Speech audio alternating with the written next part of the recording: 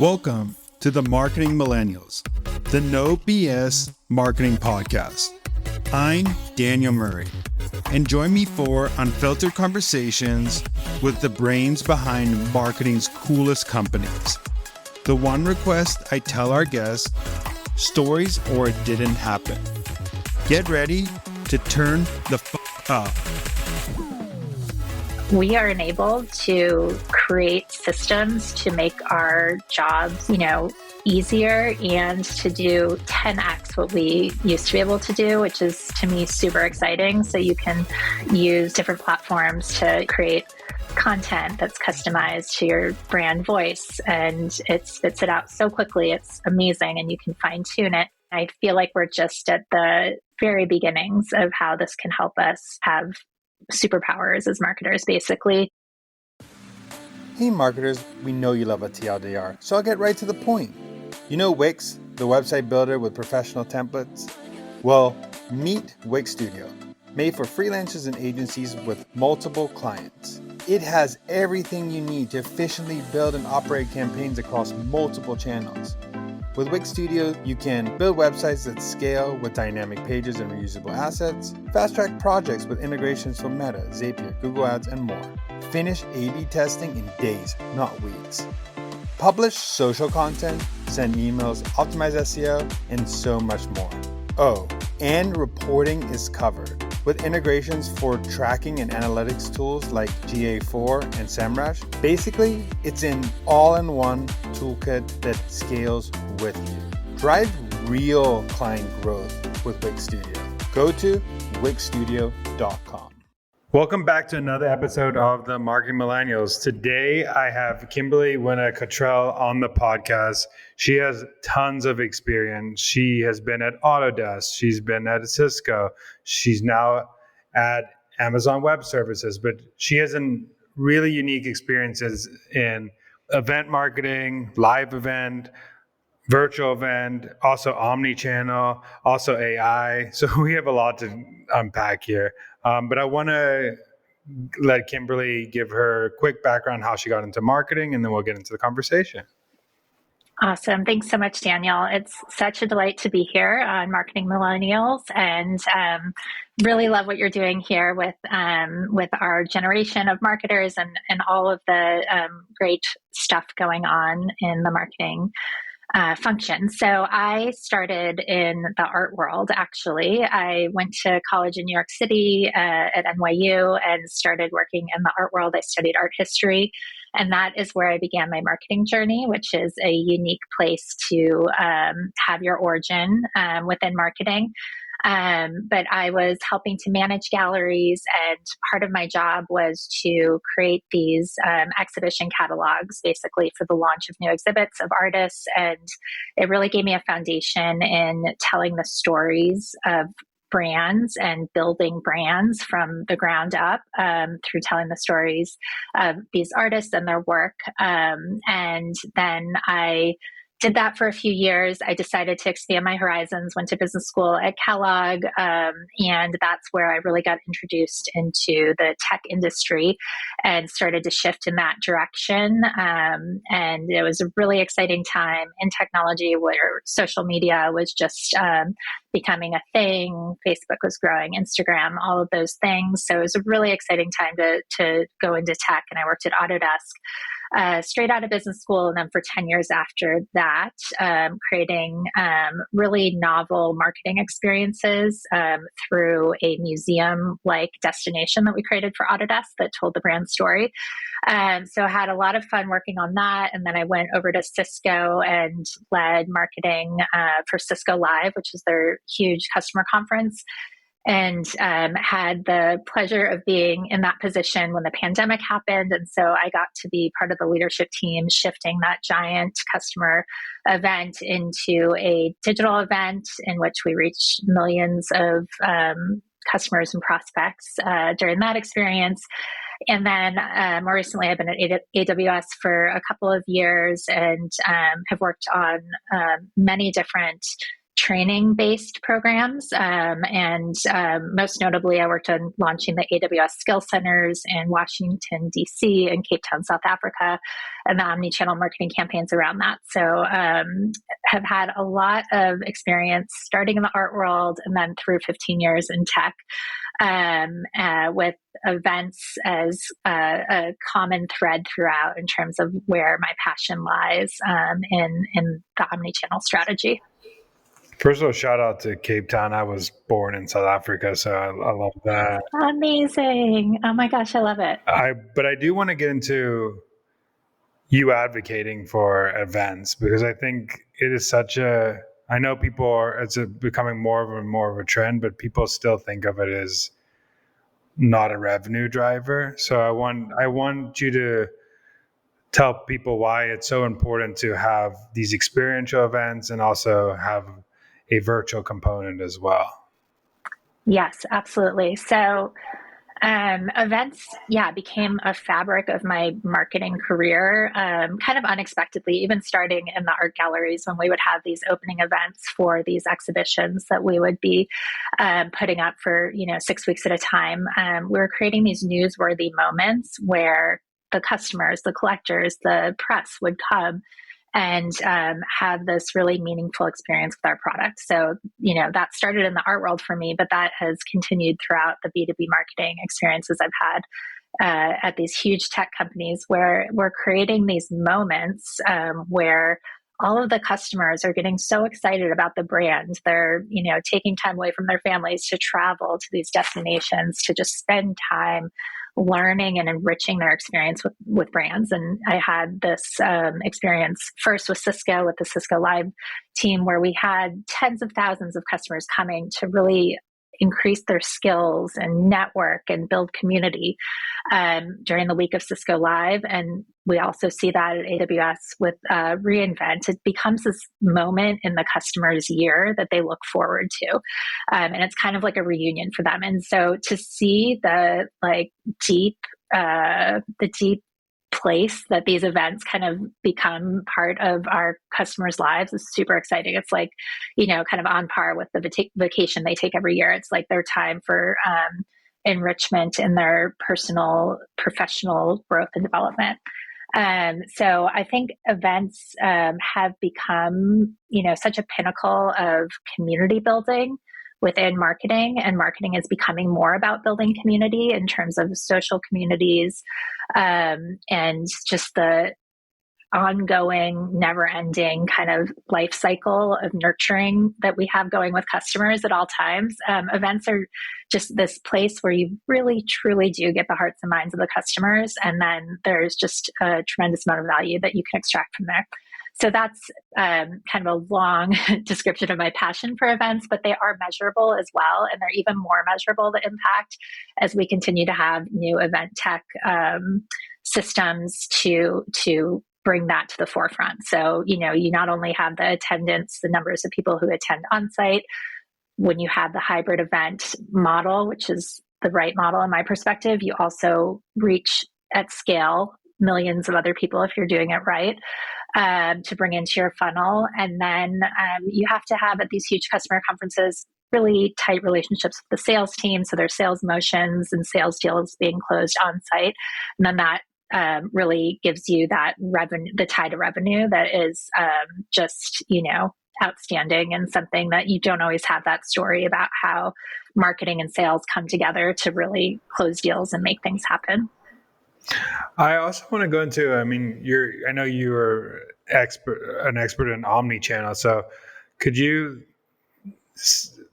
go a little bit of how you use events in multiple different channels to make sure your customer gets those touch points? Because I agree, hybrid is one of the best models, because you get the people who want to be in person, who want to network, who want to have that reunion type feel in person. You get the people who can't make it, or are overseas, or don't have budget, or get an experience. But you also could use that as content for the whole year in your emails, your paid social, and all that. So how do you utilize the events as an omni-channel strategy? Yeah, absolutely. It becomes like a stage basically for your brand to create content if you're doing it right. It is like the set for creating content that you can use throughout the year. You have your executives on site, you have customers on site, you have influencers on site, you have this opportunity to really create lots of great content during the event, which I see as a huge part of the event value proposition is just this ability to create content while you're there that you can use throughout the rest of the year. And then you can also, so that's like creating the branded content. So having your kind of brand studio partnership with your creative team to produce content on site, that's really important. But then there's the magic of the broadcast that you should be having while you're having an event. You should have a broadcast studio in the middle of the Expo Center, capturing all of the live excitement. You should have the influencers on site, having guest appearances on your broadcast programming. And then, also best practices have like a social lounge where you're bringing the social media individuals who are advocates into the fold and having them amplify and supporting them in that effort. And so it really is where so many, it's like true integrated marketing motion is happening in real time when these big events happen. All the different parts of marketing are coming together to get the most out of it, and then that continues after the event for sure. I could go on and on around like capturing the content of all the sessions. So you have your on-demand library, your on-demand motions afterwards, so that those who didn't attend the event, who are further up in the funnel, can benefit from it down the line as well. And then you can pull them closer in, you can pull them through the funnel, and then maybe they're attendees next year. So it really is, if you're doing it right, this is like a all year engine for content and relationship building and engagement. Yeah, I just wanted people to hear that there's like so many different moments that you need to think about capturing, as well as not just the making a great experience for the people attending, but there's also making sure that you are thinking about how does this content live on for a longer period of time? How do I use testimonials for sales things? How do I use this content on our website to get more hits? How do I use this in our sales emails? How do I use this in our content marketing to write blogs or write newsletters? Or thinking about all these things need to happen. You have to think now in the age of content that how is this a content production event, not only an experiential event. So one thing I wanted to ask, so you did this huge event at Cisco, but what could you explain how it was before the pandemic, how it was during the pandemic, and how events are trending now?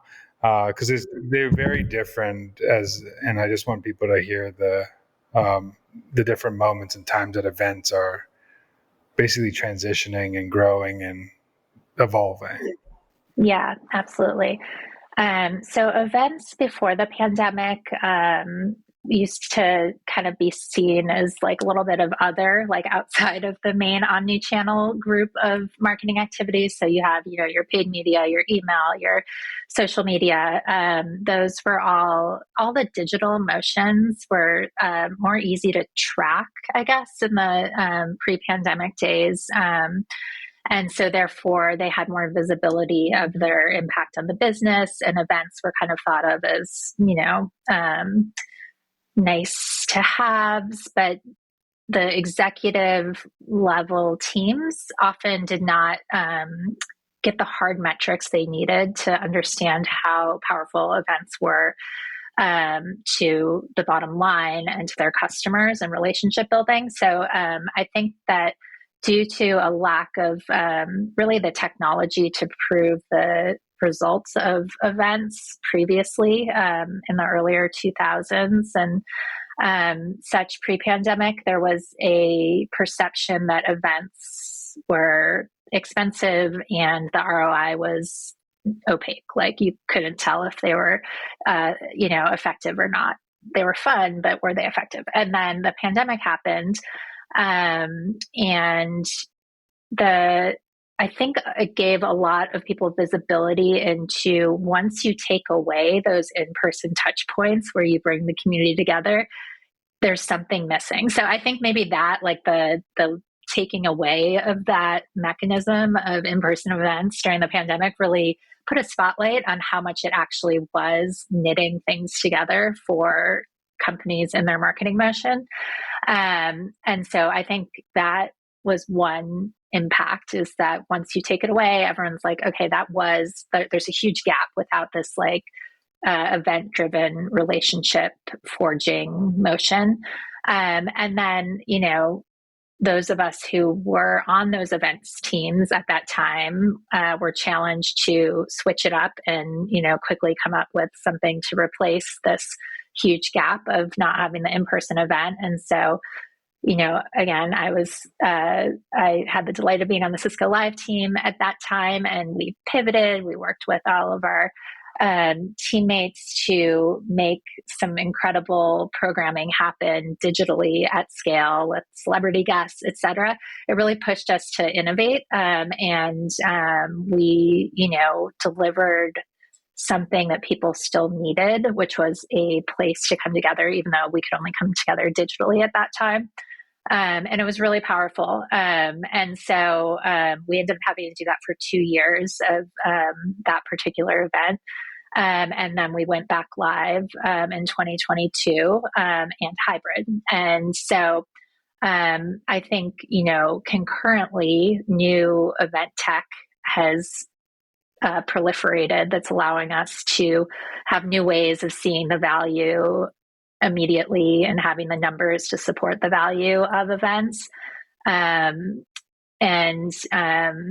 Just the fact that now that we are post-pandemic, it's really, people crave and want those in person, or even if they're virtual, those moments of connection. And so I think that just as human beings, like that is a very important thing for people to have in their lives, is these moments of coming together and relationship building and community building. And now we have the metrics more readily available to prove the impact of events. And it's, I think that, events have earned their like forever seat at the table in the marketing mix now.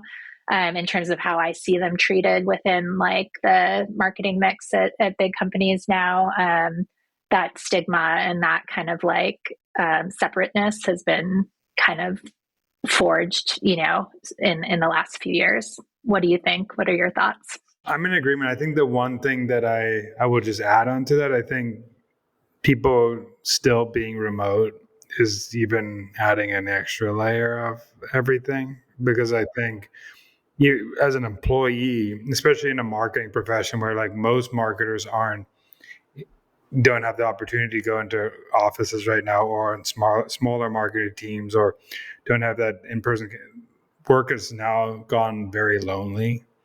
So this is a place to find a way to help your audience not be lonely and be that connection point for them. And that's even more of a stronger thing to think about as a brand, is you're helping actually a real pain point of audiences.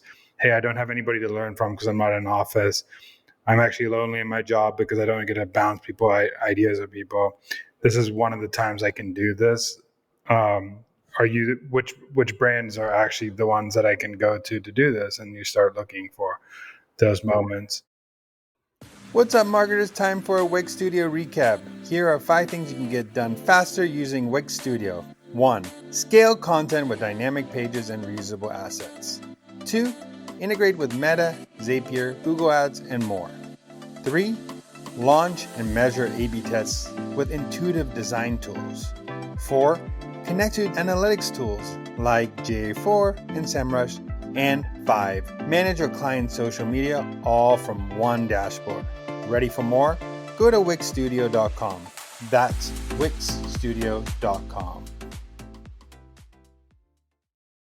One question I also have for you is going into how you think of it strategically. So like, what does it look like for people listening, planning the event? How do you think about it? Like, hey, I have this big event. What are like the 1, 2, 3 steps you take to start that planning motion of making sure you have an omni-channel approach to an event? Yeah, I think it's really having like an integrated marketing strategy, and you need to have the buy-in of your colleagues across those functions, and ideally up to the CMO, really knitting everyone together to prioritize this event as a omni-channel effort. So I think, organizationally, you want to have that buy-in and that resourcing and support from the get-go.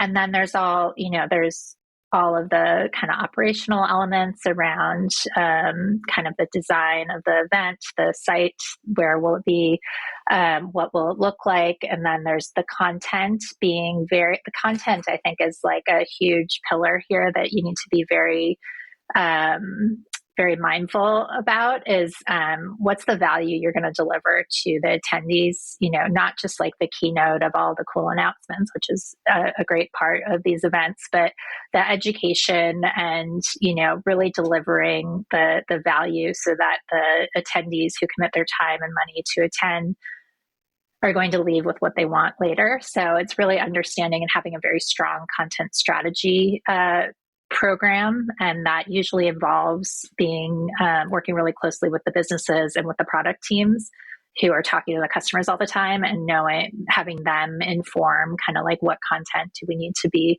designing for this event. And then there's the whole marketing strategy around how do you get the right people in the door through an omni-channel campaign with all of the paid assets, the social, and all of the kind of registration flow aspects. I think you really need to think about influencers today. It's just huge because they are they have the megaphone to your community, and you need to be building those relationships with the influencers and advocates in your community. And then when you're creating the event, you really need to realize that something that is different now is that everyone is a creator, and the proliferation of like micro influencers and everyone kind of having their own digital identity on social media, really create ways to like empower people when they're at the event to, be advocates and help further your message of your event. And you started in basically experiential marketing with the art gallery, and you obviously Cisco Live is very experiential.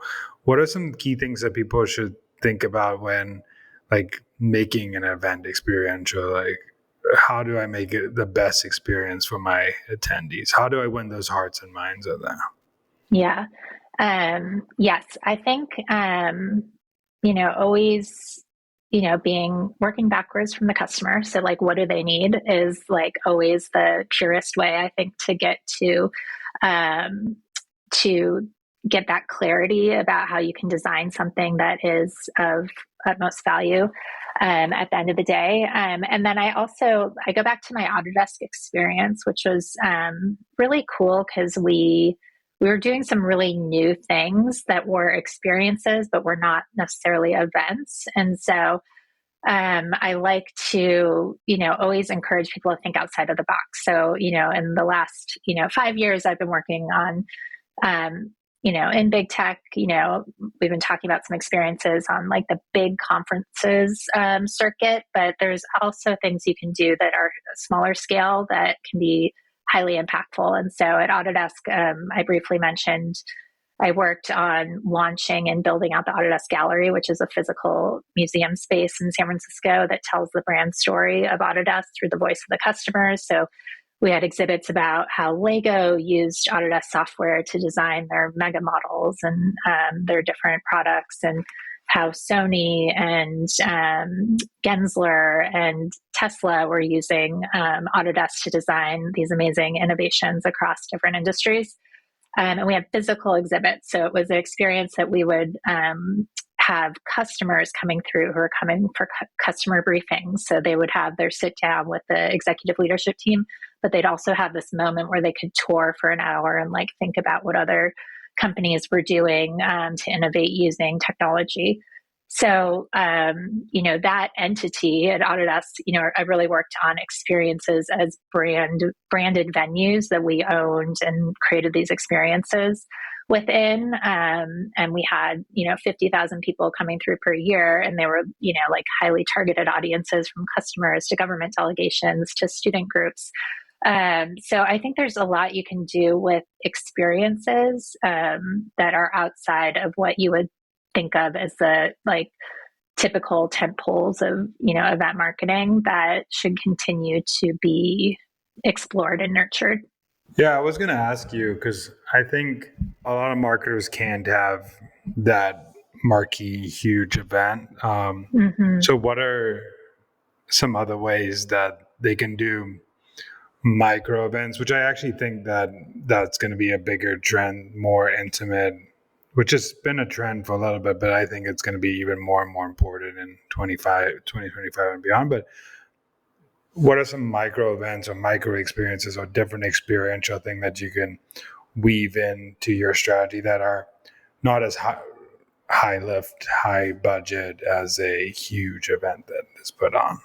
Yeah, I think that I agree that micro events can have a big impact. And I think the best way to do that is to like systematize it. So create a type of event that you have at a smaller scale, but then do it, multiple times across multiple cities is a way that can become something that like moves the dial versus just like a one-off tiny event.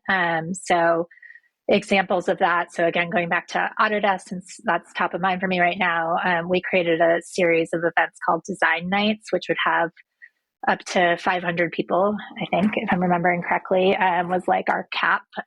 So smaller events that we would have, we started having them at the Autodesk Gallery, and they were events that were started off as monthly, and they explored design and technology and the intersection, and had like a speaker and hands-on activities and a DJ. So it was just a really fun community event. And we ended up having, this was kind of like official influencers, but like influencer, that crowd within the San Francisco area would frequent these events, and then we scaled those events to happen in other key cities for the company. They had them in Tokyo and different cities, so it scaled beyond that venue where they began to be something that could be replicated by the company across geographies. So I think thinking about, what's the unique value you can deliver, like what is something that your customers care about and will align to what you want to deliver, which in this case, it was, engaging our community and then building thought leadership and engaging media as well through these events. And then creating that as something you do globally if you prove success, I think is a great way to approach the micro events. I do I think a lot of people don't think about that as how to turn it into a repeatable playbook so you can scale it out. I think that's something I learned working for more of a bigger tech company too, was how do I take like the operational playbook and document it so that I can hand it off to another geography to use. I think that's such a key thing that people don't think about, is when you're doing this event, document how you did it, what you're doing, what went into it, and the behind the scenes. So it is a repeatable playbook that someone can copy paste somewhere else in your company. Yeah, absolutely. So yeah, I do think, and I think sometimes you have to, of course, adjust those plans and playbooks to meet the needs of, customers in different communities. But when you can find those repeatable plays, that's where it gets interesting. One thing the question I had is, now that we're in the age of AI, how are you integrating that into your workflow and making sure you're more efficient or doing your job, scaling your job, basically? Yeah, that is something I'm really excited about, and something I'm thrilled to be at AWS as this like whole democratization of AI is happening, and to work at a company that really encourages employees to leverage AI and use it to make themselves more productive. So I've really leaned into that. I actually just got my certification as an AI practitioner, AWS AI practitioner, which is one of our newest certifications, which I'm really excited about. And it's relevant to marketers because we are enabled to, create systems to make our jobs, you know, easier and to do 10x what we used to be able to do, which is to me super exciting. So you can, use different different platforms to, create content that's customized to your brand voice, and it spits it out so quickly. It's amazing, and you can fine tune it. And I feel like we're just at the very beginnings of how this can help us, have superpowers as marketers, basically, to take what we know and then just create these limitless amounts of customized content to speak directly to our audiences in a very in very niche targeting. So there's just, I think we're entering a world that's very exciting for marketers, where we really can create content and campaigns that can be tweaked to speak to individuals, which is really cool. I also think, going on the other side of the coin, is that having events is one of the ways to counteract Absolutely. this AI movement, of like actually building trust, because people are going to inherently be a little bit more and more, less and less trustworthy when more and more AI content, and they don't know who's putting out the content. And the only way to do it is see it in person. So how Yeah. do you create those moments beyond AI? AI can help you build that event faster, or Yeah. scale it faster, scale the processes, but nothing can replicate that in-person bond between two humans talking to each other. 100%. So, yeah, I think that, AI is a enabler and a propeller to like make humans, create content faster, but you have to have that human lens and that workflow that is making it genuine. So even with your digital content, I think that's super important. And I 100% agree that there is this like trust factor that you have to be really aware of around, it's already a thing with like bots responding to things, online and for engagement, et cetera. And people see right through it. So as brands, you have to be really authentic with how you leverage AI to create the kind of like base content, but you need humans massaging it and making it high quality and authentic. And then events, I totally agree. It's because AI is becoming more visible and more prevalent and democratized in our lives. People are craving this, these person to person moments where, technology can't get in the way. So I think I think that there's going to be that like healthy tension that will benefit the events role in the marketing mix in the future. Lastly, I want to ask, what is a marketing hill you would die on? So I would say that this kind of the bifurcation of marketing into brand marketing versus performance marketing is a false dichotomy. I think all marketers are performance marketers. And if you're not showing results, you are not doing your job and are not going to be very successful. So I would say, marketing is all about delivering results, no matter which vantage point which camp you are more affiliated with. Like, obviously I love, brand marketing. That's, I think that comes through in how I talk about the work I do. But at the end of the day, we all have to show results, and that is just critical across the board. And so I never really understand when people talk about performance marketing, because I'm like, if my marketing isn't performing, then I'm not doing my job. Yeah, performance marketing is everything. It's like every form of marketing is performance marketing. I think some got coined because they got coined as performance marketing because that was the easiest to track at the time, and now at the time. So you call it performance marketing because you can track it. But if you're in brand marketing and you're not thinking about performance, then you're doing it wrong. If you're in content, if you're in SEO, if you're in events, if you're in whatever form of marketing you're in, every form is performance. And lastly, where can people find you and what you're doing and all that good stuff? Awesome. So I recently started an Instagram account at Brand Magical.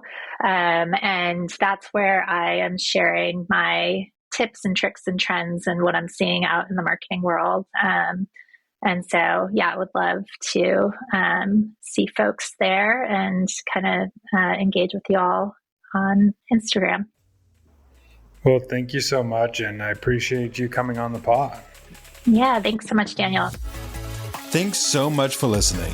Keep tuning in to hear more great insights from the coolest marketers from around the world. If you haven't already, make sure to subscribe and follow the Marketing Millennials podcast on Apple Podcasts, Spotify, YouTube, or wherever you get your podcasts. And if you like what you hear, I would greatly appreciate you giving us a 5-star rating. It helps bring more marketers into our community.